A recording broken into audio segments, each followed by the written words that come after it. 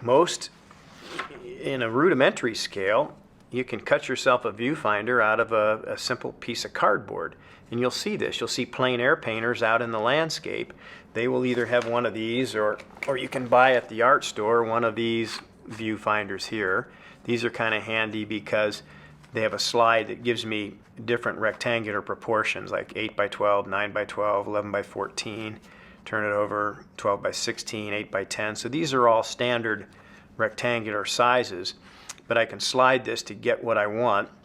It's also manufactured in a gray plastic, so it gives me my middle value and this little hole to look through. What this allows me to do is that if I'm painting in the landscape, I hold this up to my landscape, I frame it up so that I see what I want to paint in my viewfinder, move it in or out to get what I want, and then when I look through the window or through this hole, I can see whatever in the landscape is lighter or darker than my middle value.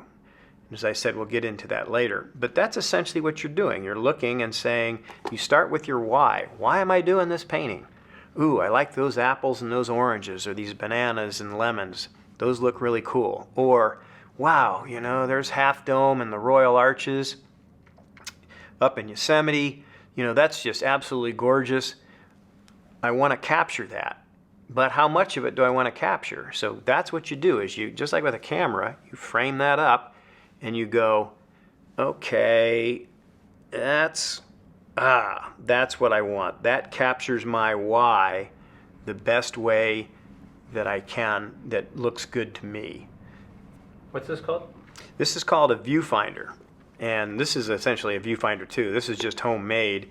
This is that you get at an art store. I think it's 10 or 12 bucks or something, but it's a very handy tool. And if you lack both of those, simply box your fingers in a rectangular format, either horizontally or vertically, such that you're still in the process of framing up your why. That's what you're doing. You're trying to say, you know, that thing that's exciting to me, or that landscape or that still life, what's the best way I can frame that up in a rectangular format that looks good?